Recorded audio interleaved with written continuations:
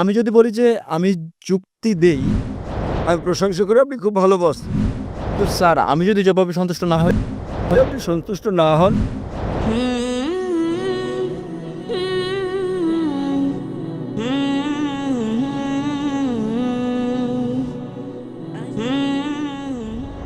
শুভ সন্ধ্যা doctor Zakir এবং যারা উপস্থিত আছেন। আমার কোনো কিছু বলার আগে আমি কেবল বলতে চাই, আমি যা জিজ্ঞেস করছি তাতে কাউকে অসম্মান করা আমার লক্ষ্য নয় এবং সবার কাছে আমি খুবই তরুণ। তাই কিছু বেঠিক বললে আমাকে ক্ষমা করবেন। আমার প্রশ্ন হচ্ছে, যতদূর আমি দেখেছি এবং জেনেছি, আমার চতুর্পাশে আমি দেখেছি ইসলাম প্রতিমা পূজায় বিশ্বাস করে না। তাই আমি জানতে চাই প্রতিমা পূজায় বিশ্বাস না করার কারণ কি? এটা আমার প্রথম প্রশ্ন। ভাই প্রশ্ন করলেন যে তার বিশ্বাস মতে ইসলাম প্রতিমা পূজায় বিশ্বাস করে না। কেন ইসলাম প্রতিমা পূজায় বিশ্বাস করে না? যে কারণে ইসলাম প্রতিমা পূজায় বিশ্বাস করে না তা হচ্ছে এটা নিষিদ্ধ।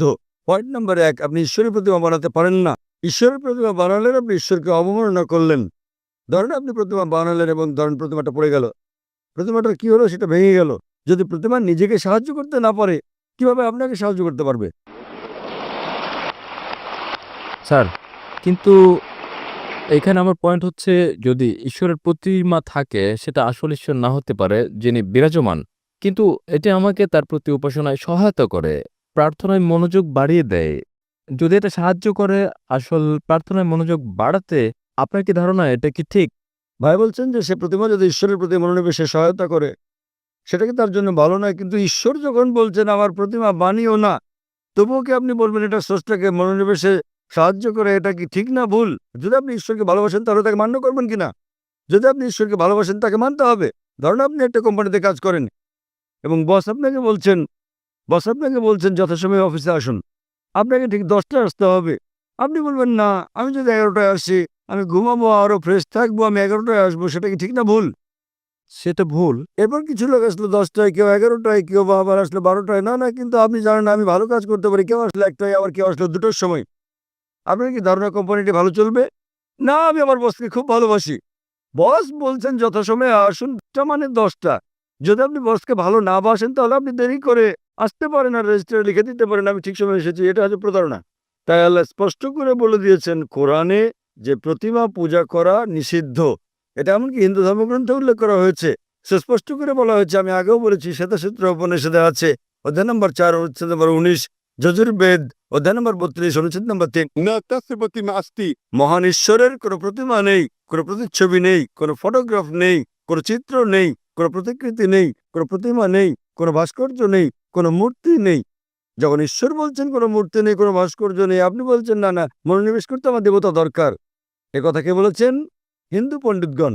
যখন আমি পণ্ডিতকে বলি যে এটা স্পষ্ট করে লেগেছে বেদে পূজা করা ভুল, তারা বলেন না না, প্রথম দিকে যখন আমি প্রাথমিক ধাপে থাকি, নিম্ন পর্যায়ে আমার প্রতিমা পূজা প্রয়োজন মনোযোগের জন্য। যখন আপনি উচ্চ স্তরে, উচ্চ সচেতনতার স্তরে পৌঁছান তখন আর প্রতিমা দরকার নেই। তাই আমি হিন্দু পণ্ডিতদের বলি মুসলিমরা ইতোমধ্যে সচেতনতার উচ্চ স্তরে পৌঁছে গেছে। আহ, স্যার স্যার তবে যদি এটা আমাকে সাহায্য করে কোনোভাবে, তাহলে ঈশ্বর কেন বলবে এটা করো? কারণ আপনি ঈশ্বরকে হেয় করছেন।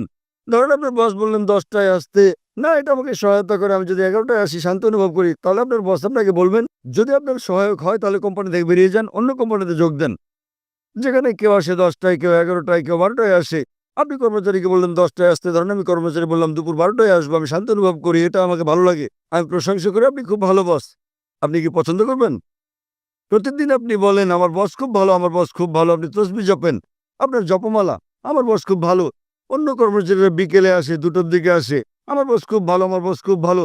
বস বলবেন ভাই, আপনি আমার প্রশংসা বন্ধ করেন, সময় মতো অফিসে এসে কাজটা করেন।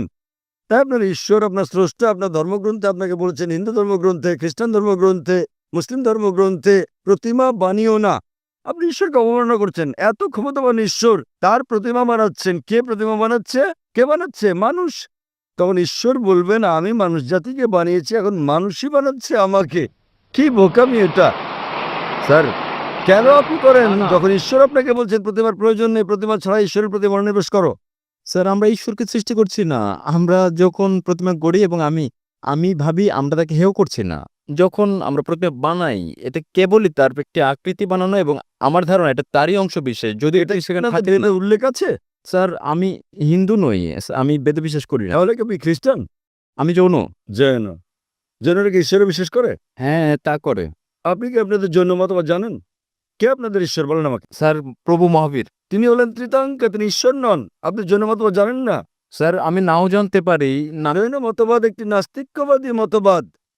জৈন মতবাদ একটি নাস্তিক্যবাদী মতবাদ। আপনি কি হিন্দু ধর্মকে জৈন মতবাদের সঙ্গে মিশ্রিত করছেন? স্যার আমি বলছি যে আমি হিন্দু নই। আমি জানি আপনি হিন্দু নন, কিন্তু আপনি জৈন হলে এবং আপনি বলছেন মহাবীর ঈশ্বর, আপনার জৈন গ্রন্থে কোথায় উল্লেখ আছে মহাবীর ঈশ্বর? তিনি হচ্ছেন একজন ত্রিতাঙ্কা, হ্যাঁ স্যার, তিনি হচ্ছেন। তিনি ঈশ্বর নন। তাই তবে আমরা তার উপাসনা করি এবং অন্য সব তীর্থঙ্করদের মতো। কিন্তু তিনি ঈশ্বর তো নন। মহাবীর কি বলেছেন আপনাদেরকে তার উপাসনা করতে? না, আমি এসব পড়িনি। আপনি জানেন না তাই আপনাকে বলছি। আপনারা জানেন না মহাবীর কি বলেছেন এবং আপনারা বলছেন মহাবীর হলেন তীর্থাঙ্কর। এটা কি আপনার কর্তব্য না যে মহাবীর কি বলেছেন তা খুঁজে বের করা? হ্যাঁ স্যার, তাই। তাহলে আমি কি করবো? কারণ আপনি একজন অযৌক্তিক মানুষ। স্যার আমি কি। যখন আপনি কোনো কোম্পানিতে যোগদান করেন সেখানকার নিয়মকানুন মেনে চলেন না। জি স্যার। জৈনবাদ এক ধরনের নাস্তিক্যবাদ।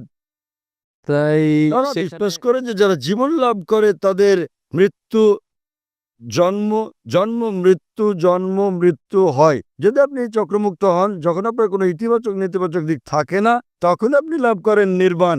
জৈনবাদ অনুসারে ২৪ জন মোক্ষ অর্জন করেছেন জি স্যার। এবং মহাবীর হচ্ছেন ২৪তম তীর্থাঙ্কর। জি স্যার। ২৪তম। স্যার। তিনি ঈশ্বর নন।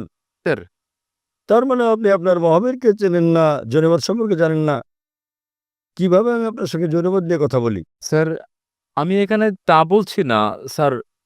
আমি যা জানতে চাই তা হচ্ছে যে প্রতিমা পূজা। স্যার যা আপনি বলছেন স্যার, কোরআনে প্রতিমা পূজা ভুল একথা উল্লেখ করার কোরআনে কারণ উল্লেখ কি? আছে, বাইবেলে উল্লেখ আছে। না, এটা উল্লেখ আছে, কোরআনে উল্লেখ আছে, বাইবেলে উল্লেখ আছে, হিন্দু ধর্মগ্রন্থে যে প্রতিমা পূজা করা ভুল। তাহলে কোথা থেকে আপনি এই দর্শন পেয়েছেন? স্যার আমার বক্তব্য হচ্ছে, আমার পয়েন্ট হচ্ছে যে যেখানে আমরা ধরে নিচ্ছি যে যদি কোরআন হয় আসলে ঈশ্বর যা বলছেন, তাহলে তার মানে মানে সেজন্যই প্রতিমা পূজা ভুল।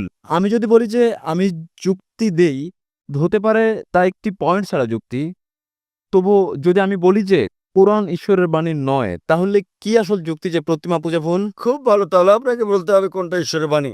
যদি কোরআন ঈশ্বরের বাণী না হয় তাহলে কোনটা ঈশ্বরের বাণী বলেন আমাকে। স্যার আমি জানি না, তাই আমি। আমি জানি, আপনি আমাকে অনুসরণ করেন। যদি আপনি না জানেন তো শিক্ষককে জিজ্ঞেস করেন। একজন ছাত্র বলছে শিক্ষককে ২+২=৪ নয়, শিক্ষক বললেন কত বলছে আমি জানি না। কিন্তু স্যার আমি যদি জবাবে সন্তুষ্ট না হই। যদি আপনি সন্তুষ্ট না হন তাহলে কারণ সেটাই। আপনি কি আমার আগের উত্তর কখনো শুনেছেন, আমার ভিডিও দেখেছেন? না স্যার, এই প্রথম আমি আপনার বক্তৃতা শুনছি। আচ্ছা, আপনি কি আমার আগের উত্তর শুনেছেন যা আমি বিজ্ঞান সম্পর্কে এক নাস্তিককে বলেছি? আপনি কি মনোযোগ দিচ্ছেন? স্যার হতে পারে সে সময় আমি হলে ছিলাম না। আপনি কি। সে উত্তরটা হচ্ছে, যদি আপনি না থেকে থাকেন আমি অনুরোধ করি আপনি যান এবং দেখুন আমার ভিডিও ক্যাসেট কোরআন কি আল্লাহর বাণী, আমার ডিভিডি। ওকে, নামটা কোরআন বলবেন? কি নামটা কি আবার বলবেন? কোরআন কি ঈশ্বরের বাণী? কোরআন কি ঈশ্বরের বাণী? এবং ইনশাল্লাহ যদি আপনি মুক্ত মনে এটা দেখেন, আপনি ইনশাল্লাহ গ্রহণ করবেন যে কোরআন ঈশ্বরের বাণী এবং বিশ্বাস করবেন ঈশ্বর একজন, যার কোনো প্রতিমা নেই, এবং ইনশাল্লাহ আপনি এটা গ্রহণ করবেন। তাই যান এবং দেখেন ডিভিডিটা, এটা 4 ঘন্টার ডিভিডি। এবং ইনশাল্লাহ আপনার কোনো জিজ্ঞাসা থাকলে আপনি আমাকে লিখতে পারেন আমার ইমেলে zakir@irf.net।